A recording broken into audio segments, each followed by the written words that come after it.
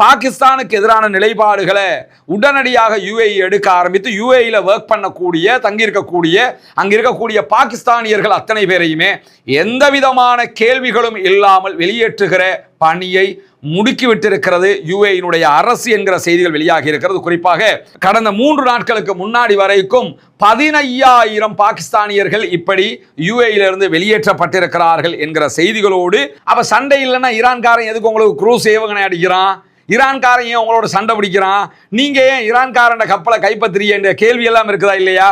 ஆனா இதெல்லாம் மறந்துவிட்டு இப்படியான ஒரு விளக்கத்தை அவர் சொல்லி இருக்கிறாரு. இதே நேரத்தில் ஹொர்முஸ் வழியாக பயணிப்பதற்கு கப்பல்களுக்கு ஒரு புதிய பாதையை அறிவித்திருக்கிறோம் என்று அமெரிக்காவினுடைய கூட்டுப்படைகள் அறிவித்திருக்கிறார்கள். ஓமானுடைய கடல் எல்லையால போகக்கூடிய ஒரு கடல் பாதையாக இருக்கிறது. குறிப்பாக ஓமான் கடற்கரைக்கு அருகில ரஷ்யாட்ட ஓன் நாட்டில் 20% இழந்து போட்டு இங்க வந்து உங்களை நாங்க பாதுகாப்போம். ஆமா, நீங்க எங்களை பாதுகாப்பிய வாங்க ஒப்பந்தம், எவனாவது வந்து எங்களை பாதுகாத்துக்க, ஏன்னா எங்களுக்கு துப்பில்ல.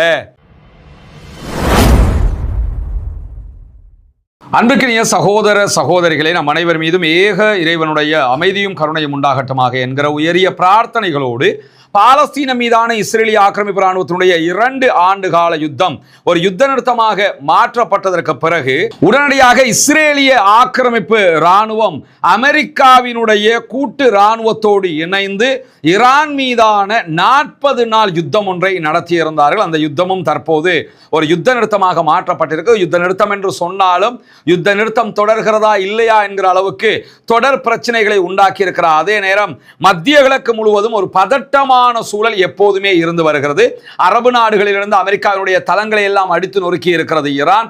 அதைத் தொடர்ந்து கடந்த 2 நாட்களாக மீண்டும் யுஏஇ மேல அவங்க தாக்குதல் நடத்துறாங்க. இன்றைக்கும் தாக்குதல்கள் நடத்தி இருக்கிறார்கள். சற்று நேரத்துக்கு முன்பதாகவும் யுஏஇ மேல ஈரான் தாக்குதல்களை நடத்தி இருக்கிறது. இந்த சூழல்ல அடுத்தடுத்து நடக்கக்கூடிய விவகாரங்கள் எல்லாம் ரொம்ப பதட்டமான ஒரு நிலையை உண்டாக்கி இருப்பதை நம்ம பார்க்க முடியும். குறிப்பாக யுஏஇக்கும் மத்திய கிழக்கில் இருக்கக்கூடிய கல்ஃப் கண்ட்ரீஸுக்கும் இடையில ஒரு பாரிய இடைவெளி உருவாகி விட்டது. ஒபெக் கூட்டமைப்பிலிருந்து யுஏஇ வெளியேறிவிட்டது. ஒபெக் பிளஸ் கூட்டமைப்பில் இருந்து வெளியேறிட்டாங்க. அதே நேரம் சவுதி அரேபியா, துருக்கி, ஈஜிப்ட், பாகிஸ்தான், கத்தர் உள்ளிட்ட நாடுகள் ஒரு எல்லை கோட்டில் ஒன்றிணைந்து வருகின்றன. பாகிஸ்தானுக்கும் சவுதி அரேபியாவுக்கும் இடையில் ஒரு பாதுகாப்பு ஒப்பந்தம் ஏற்படுத்தப்பட்டிருக்கிறது. அதனைத் தொடர்ந்து யுஏஇக்கு எதிரான போங்கை பாகிஸ்தான் கையில் எடுத்திருக்கிறது. பாகிஸ்தானுடைய இராணுவ திறன்களை பயன்படுத்துகிறது சவுதி அரேபியா. அதிலும் குறிப்பாக யுஏஇக்கு எதிராக யுஏஇனுடைய ஆதரவு பெற்றதாக குறிப்பிடப்பட்டிருந்த லிபியாவினுடைய படைகளுக்கு இனிமேல் யுஏஇ எந்த உதவியும் செய்யக்கூடாது என்று சொல்லி பாகிஸ்தான் வழியாக சவுதி அரேபியா ஆயுதங்களை அனுப்பி கொண்டிருக்கிறது. ஏற்கனவே யமனுக்குள்ள யுஏஇக்கும் சவுதிக்கும் இடையில பிரச்சனை இருக்கிறது. சோமாலியாவுக்குள்ள பிரச்சனை இருக்கிறது. இந்த பிரச்சனைகளுக்கெல்லாம் மத்தியில் யுஏஇக்கு பாகிஸ்தான் கொடுக்க வேண்டிய 4 பில்லியன் அமெரிக்க டாலர் கடன்களை கூட சவுதி அரேபியா உடனே பாகிஸ்தானுக்கு கொடுத்து நீங்க திருப்பி கொடுத்துருங்க என்றெல்லாம் சொல்லிட்டாங்க. இதெல்லாம் நடந்து முடிஞ்சதுக்கு பிறகு தற்போது யுஏஇ ஒரு வேட்டையை ஆரம்பித்திருக்கிறது. அது என்னன்னு சொன்னா, இவ்வளவு நடந்துகிட்டு இருக்குது, நான் சொல்றதை பாகிஸ்தான் கேட்காம சவுதி சொல்றதை கேட்டுக்கிட்டு இருக்கிறாங்க என்கிற ஒரு கோபம் இருக்கிறது. அதை தாண்டி பாகிஸ்தான் வழியாகத்தான் ஈரானுக்கு தேவையான எல்லா உதவிகளும் தரை வழியாக போய்கொண்டிருக்கிறது. எனவே இதற்கெல்லாம் மாற்றாக பாகிஸ்தானுக்கு எதிரான நிலைப்பாடுகளை உடனடியாக யுஏஇ எடுக்க ஆரம்பித்து யுஏஇல ஒர்க் பண்ணக்கூடிய அங்க இருக்கக்கூடிய பாகிஸ்தானியர்கள் அத்தனை பேரையுமே எந்த விதமான கேள்விகளும் இல்லாமல் வெளியேற்றுகிற பணியை முடுக்கிவிட்டிருக்கிறது யுஏஇனுடைய அரசு என்கிற செய்திகள் வெளியாகி இருக்கிறது. குறிப்பாக பாகிஸ்தான்காரங்களை ஏன் வெளியேற்றுறீங்க என்று சொன்னா, அவன் பாகிஸ்தான்ங்கிறதுனாலேயே வெளியேற்றுறோம் என்கிற பதிலை யுஏஇ சொல்லி இருக்கிறது. பாகிஸ்தானை சேர்ந்தவர்கள் கைது செய்யப்படுகிறார்கள். அவருடைய வங்கி கணக்குகள் சீஸ் பண்ணப்படுகிறது. அவருடைய வங்கி கணக்கில் இருக்கக்கூடிய பணம் எல்லாமே அரசுடைமையாக்கப்படுகிறது. யுஏஇ கவர்மெண்ட் ப்ராப்பர்ட்டியாக மாற்றப்படுகிறது. உடனடியாக அவங்க கைது செய்யப்பட்டு சிறையில் அடைக்கப்பட்டு அடுத்து கிடைக்கிற விமானத்தில் ஏற்றி பாகிஸ்தானை நோக்கி அனுப்பப்படுகிறார்கள். எந்த விதமான கேள்வி கணக்கும் கிடையாது. பிடிக்கிறாங்க, விசாரிக்கிறாங்க, வாக்குமூலத்தை பதிவு செய்யறாங்க, ஏற்றி அனுப்பிக்கிட்டே இருக்கிறாங்க என்கிற செய்திகள் வெளியாகி இருக்கிறது. நியூ லைன்ஸ் இதழுடைய செய்தி பிரகாரம் இதுவரைக்கும் கடந்த 3 நாட்களுக்கு முன்னாடி வரைக்கும் 15,000 பாகிஸ்தானியர்கள் இப்படி யுஏஇலிருந்து வெளியேற்றப்பட்டிருக்கிறார்கள் என்கிற செய்திகளோடு பல்லாயிரக்கணக்கான தொழிலாளர்கள் தொடர்ந்தும் இதே போன்று யுஏஇலிருந்து வெளியேற்றப்பட்டு கொண்டே இருக்கிறாங்க என்கிற செய்திகள் வெளியாகி இருக்கிறது. திடீரென்று கைது செய்யப்படுறாங்க, மொபைல் பறிமுதல் செய்யப்படுகிறது. ஏற்கனவே நம்ம சொன்ன ப்ராசஸ் எல்லாம் நடைபெறுகிறது. வெளிநாட்டுக்கு அவர்களுடைய நாடுகளுக்கு அனுப்பப்படுகிறார்கள். இதற்கு முன்பதாக ஈரானியர்களுக்கும் இதே வேலையை யுஏஇ பண்ணி வர்றாங்க. அங்க இருக்கக்கூடியவங்க ஈரானுக்கு விசுவாசமா இருந்தாங்களா இல்லையா, நம்ம நாட்டுக்கு விசுவாசமா இருந்தாங்களா இல்லையா, அதெல்லாம் கதை இல்லை. நீ ஈரானா நாட்டை விட்டு போயிரு, பாகிஸ்தானா நாட்டை விட்டு போயிருன்னு சொல்லி மொத்தமாகவே UAE American Israel bro Israel என்கிற நிலைக்கு வந்து விட்டார்கள். எந்த அரபு நாடும் எனக்கு தேவையில்லை, எந்த இஸ்லாமிய நாடும் எனக்கு தேவையில்லை, எனக்கு தேவை பிசினஸ், எனக்கு தேவை அமெரிக்காவும் இஸ்ரேலும் என்கிற நிலையில தான் இப்பொழுது ஈரான் அமெரிக்காவினுடைய ஆதரவு பெற்றிருக்கக்கூடிய UAE மேல தாக்குதல் நடத்தும் போது அந்த தாக்குதல்களை தடுக்கிற வேலையை கூட UAEக்கு சப்போர்ட்டாக இஸ்ரேல் பண்ணிக்கிட்டு இருக்கிறாங்க என்கிற செய்திகளும் வெளியாகி கொண்டிருக்கக்கூடிய சூழல்ல தான் இன்றைக்கு அமெரிக்கா வெளியிட்டிருக்கக்கூடிய ஒரு அறிவிப்பு பிரகாரம் ஈரானுடைய கடற்கரை பகுதிகளில் நாங்க IRGCக்கு ஆதரவான 5 படகுகளை அளித்திருக்கிறோம் என்கிற செய்திகளை சொல்லியிருந்தாங்க.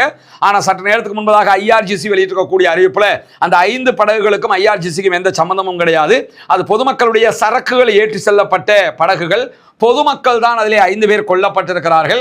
எனவே எங்களை அழிப்பதாக சர்வதேசத்துக்கு சொல்லிக்கொண்டு, இராணுவத்தோடு மோதுவதாக சர்வதேசத்துக்கு சொல்லிக்கொண்டு அப்பாவி ஈரானியர்களை கொல்லுகிற வேலையை தொடர்ந்து அமெரிக்கா செய்து வருகிறது. எங்களுடைய பொறுமைக்கும் எல்லை இருக்கிறது என்கிற செய்திகளை இன்றைக்கு ஈரானுடைய IRGC வெளியிட்டிருக்கக்கூடிய காட்சிகள் நம்ம பார்க்கிற அதே நேரத்தில் அமெரிக்காவினுடைய பென்டகனுக்கு பொறுப்பாக இருக்கக்கூடிய பாதுகாப்பு செயலர் பீட் ஹெக்ஸத் இன்றைக்கு ஒரு அறிவிப்பை விடுத்திருக்கிறார். அதில் அவர் என்ன சொல்றாருன்னா, நாங்க ஈரானோட சண்டையை விரும்பல, நாங்கள் அவர்களோடு இணங்கி போவதற்குத்தான் தயாராக இருக்கிறோம்.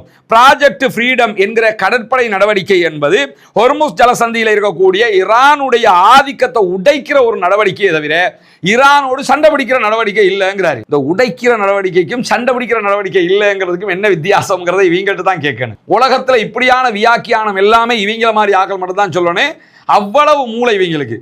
என்னன்னா, ஈரானோட நாங்க சண்டை இல்லை, ஆனா ஆதிக்கத்தை உடைக்கிறோம். ஆதிக்கத்தை எப்படி உடைக்கிறோம்னா, இங்க ராணுவ தளங்களை கொண்டு உடைத்துக் கொண்டிருக்கிறோம். 100க்கும் மேற்பட்ட விமானங்கள், அதே போன்று USS ஜார்ஜ் W புஷ் என்கிற விமானம் தாங்கி கப்பல், அதை தாண்டி 15,000க்கும் மேற்பட்ட US போர்சஸ், இவங்களை எல்லாம் வச்சுக்கிட்டு ஹொர்முஸ்ல கப்பல் யாருனாலும் போங்க, ஈரான் இதுக்கு அப்புறம் தலையிட்டா நாங்க தொலைச்சு போடுவோம், நாங்க பாதுகாப்புக்கு வர்றோம் என்று சொல்லி ஈரானோடு முட்டி மோதுவதற்கு பேர் சண்டை இல்லையா, அந்த ஆதிக்கத்தை குறைக்கிறதான்.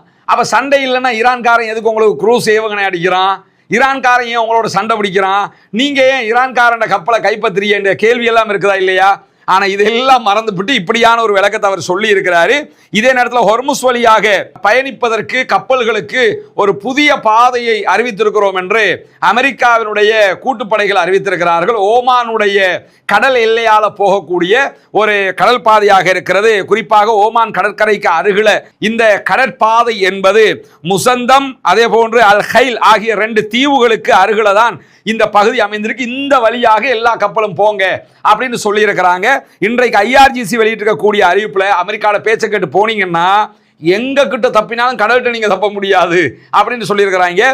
அது ஏன் சொல்றாங்கன்னு கேட்டா, அந்த கடல் பகுதி பாறைகள் நிறைந்தது, அதே மாதிரி ஆழமே இல்லாதது. கப்பல் போகணும்னா ஆழமா இருக்காது, பெரிய எண்ணெய் டேங்கர் எல்லாம் போகணும்னா ரொம்ப ஆழமாக இருக்கணும். ஹொர்முஸ்ல 53 கிலோமீட்டர் அகலம் கொண்ட பகுதிகள் தான் ஆழமான பகுதிகள். மற்ற எல்லாமே கப்பல் பயணிக்க முடியாத பகுதிகள். பயணிக்க முடியும்னா இதுக்கு முன்னுக்கே பயணிச்சிருப்பானே.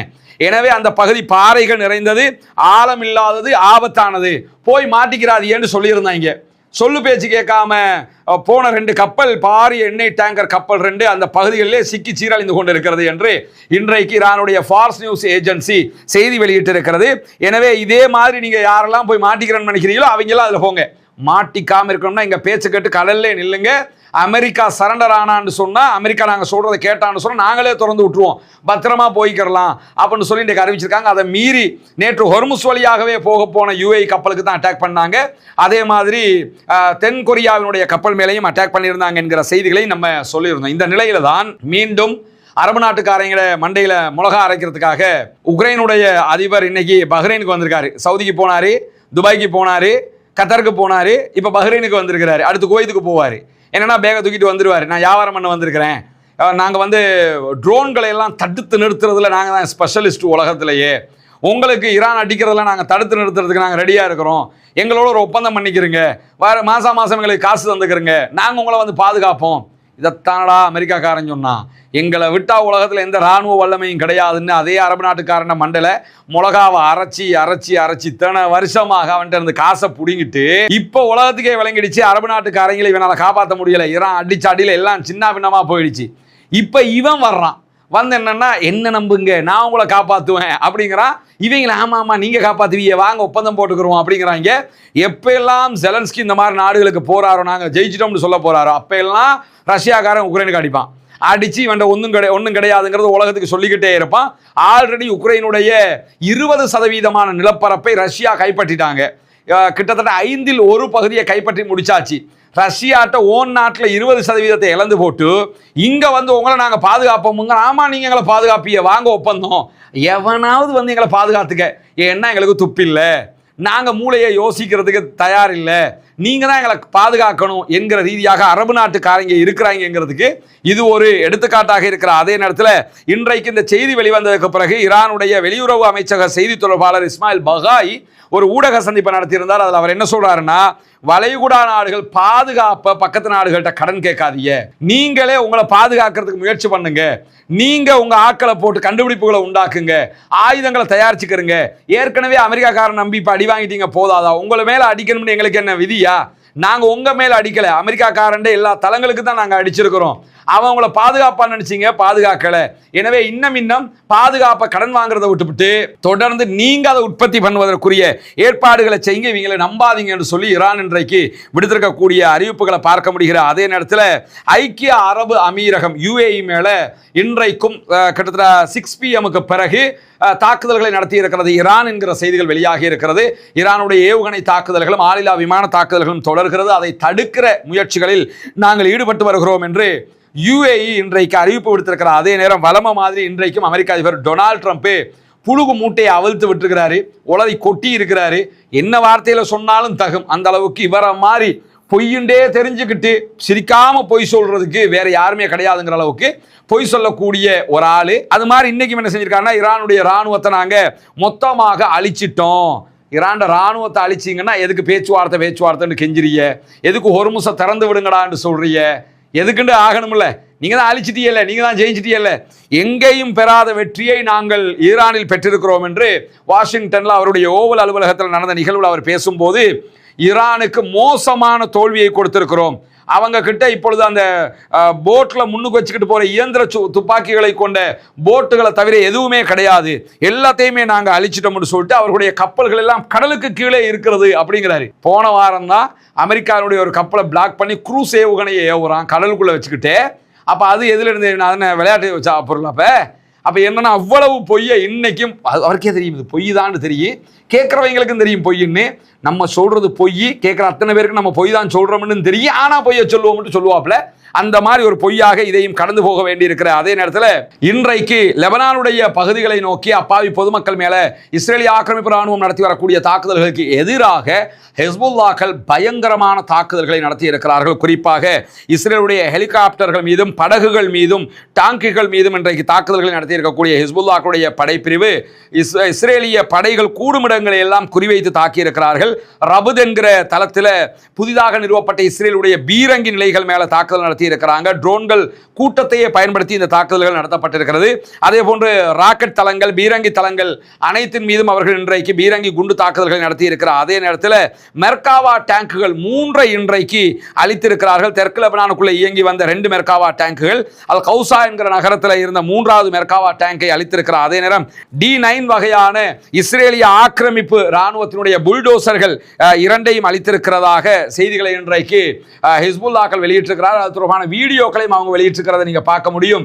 அந்த வீடியோக்கள் இருந்து எடுக்கப்பட்ட ஸ்னாப்ஷாட் தான் இது. இதுல நீங்க பாத்தீங்கன்னு சொல்லி சொன்னா அவர்களுடைய ராணுவ டேங்குகள் நிற்கக்கூடிய காட்சிகளை நீங்க பார்க்க முடியும். அதற்கு ஆளில்லா விமானங்கள் மூலமாக அடித்து அழிப்பார்கள். அந்த வீடியோக்களை அவங்க வெளியிட்டிருக்கிறாங்க. நம்முடைய டெலிகிராம் சேனல் அந்த வீடியோ போட்டுறோம், அதில் நீங்க பார்த்துக்கொள்ள முடியும். அதே நேரத்தில் இந்த புகைப்படத்தில் பார்த்தீங்கன்னு சொல்லி சொன்னா 3 இஸ்ரேலிய ஆக்கிரமிப்பு ராணுவத்தை சேர்ந்தவர்கள் போகிற காட்சியை காண முடியும்.